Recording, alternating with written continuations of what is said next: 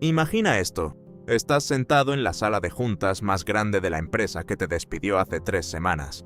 No porque te hayan llamado ellos, te llamó su abogado. Frente a ti, 12 personas en traje. Al fondo, la misma mujer que te dijo, mirándote a los ojos, que eras peso muerto que la empresa ya no podía cargar. Ahora esa misma mujer no puede sostenerte la mirada.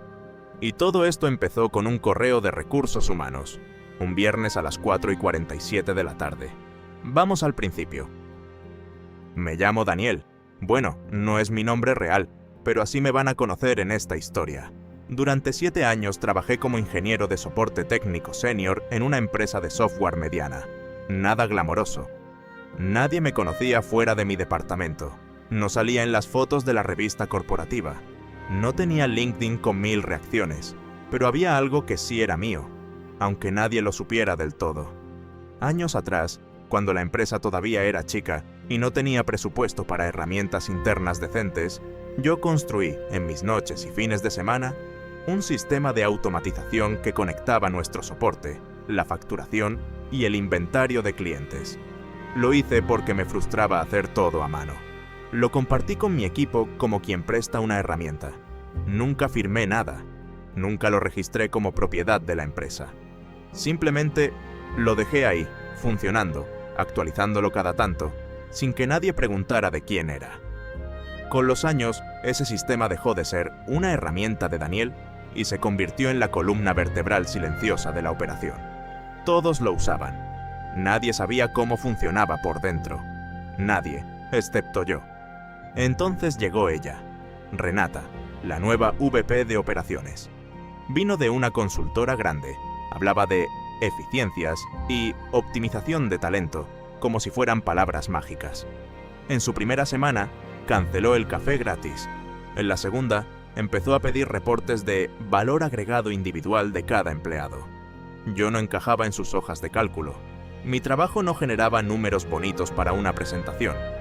Yo resolvía problemas antes de que se convirtieran en problemas. Apagaba incendios que nadie veía porque nunca llegaban a hacer arder. Ese tipo de trabajo no se mide fácil, y a los ojos de alguien que solo lee KPIs, se parece sospechosamente a no hacer nada. Empecé a notar las señales. Me sacaron de reuniones donde antes era obligatorio que estuviera. Mis correos tardaban días en tener respuesta. En una junta, alguien más joven presentó una propuesta de mejora del sistema de soporte, que, en realidad, era una descripción de mi propio sistema, con otro nombre. Nadie me lo dijo directamente, pero yo ya sabía cómo terminaba esto. El viernes de mi despido empezó como cualquier otro. A las 4:40 de la tarde, Renata me escribió: ¿Tienes 5 minutos? 5 minutos. 7 años reducidos a 5 minutos.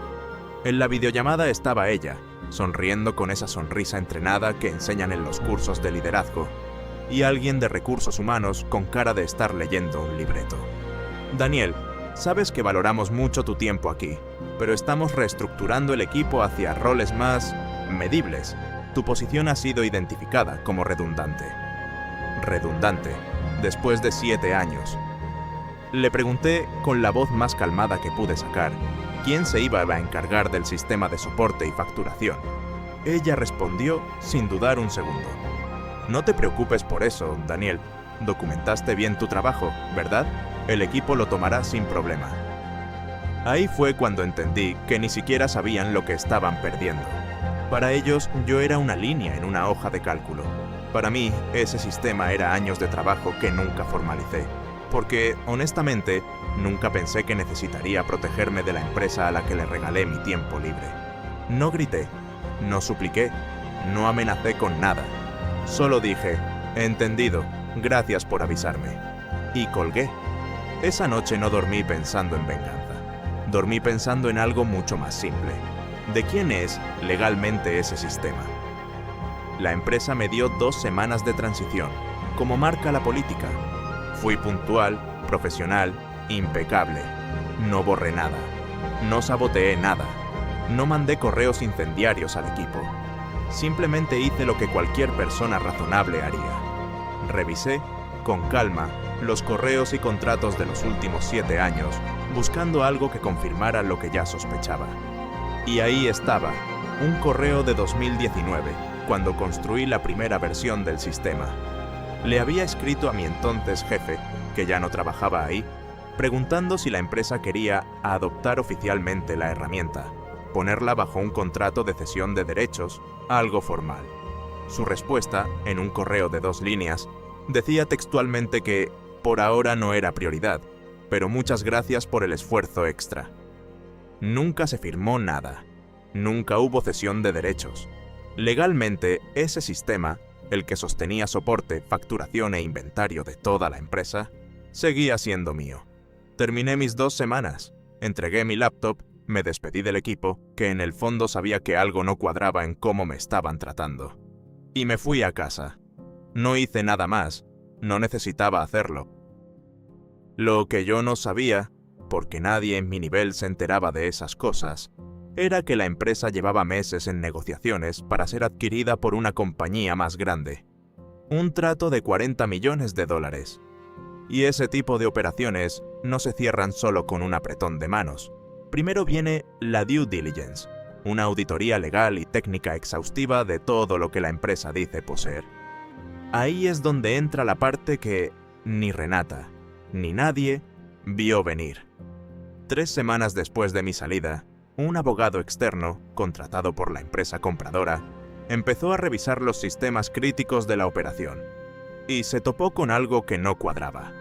El sistema que corría el 80% del soporte, la facturación y el inventario de clientes, no tenía ningún documento de propiedad intelectual a nombre de la empresa, ningún contrato, ninguna cesión de derechos, nada.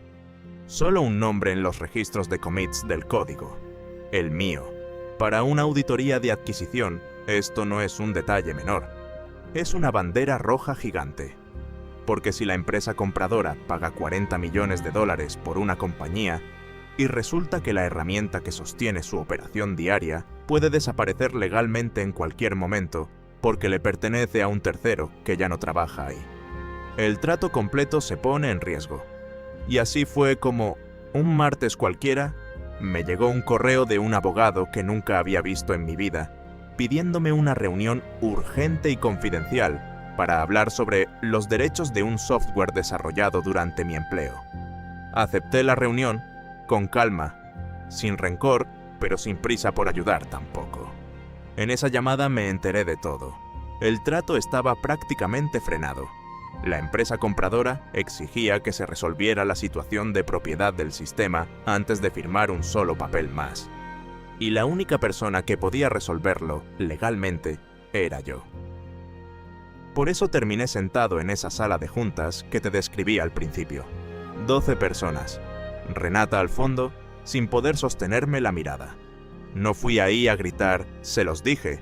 No fui a exigir que me recontrataran, ni a humillar a nadie. Fui porque tenía, por primera vez en 7 años, algo que ellos necesitaban más de lo que yo los necesitaba a ellos. Escuché su propuesta. Querían comprarme los derechos del sistema con una cláusula de consultoría de transición por 6 meses, a una tarifa que, siendo honesto, jamás había imaginado ganar en esa empresa. Pregunté, solo por curiosidad, qué había pasado con la persona que decidió que yo era redundante. Nadie respondió directamente, pero me enteré, semanas después, por alguien del equipo, que Renata ya no trabajaba ahí. El comité que autorizó la adquisición no vio con buenos ojos que su VP de operaciones hubiera despedido, sin ningún tipo de análisis legal, a la única persona que sostenía la propiedad intelectual crítica de la empresa. Yo no la despedí. Yo no la denuncié. Yo no hice absolutamente nada en su contra. Simplemente dejé de sostener, con mi silencio y mi trabajo gratuito, algo que la empresa nunca se tomó la molestia de proteger como suyo. Firmé el acuerdo. Cobré lo que durante años debía haber cobrado. Y 6 meses después, cuando terminó mi contrato de transición, me fui por segunda vez de esa empresa. Esta vez, por decisión propia. No cuento esta historia por rencor. La cuento porque durante mucho tiempo pensé que hacer bien mi trabajo, ayudar de más, entregar más de lo que me pedían, era la forma correcta de ganarme un lugar seguro en una empresa. Y aprendí, de la forma más cara posible, que el valor que no está documentado, protegido y reconocido, no existe para quienes deciden tu futuro con una hoja de cálculo. No necesité venganza, solo necesité, por primera vez, dejar de regalar lo que era mío.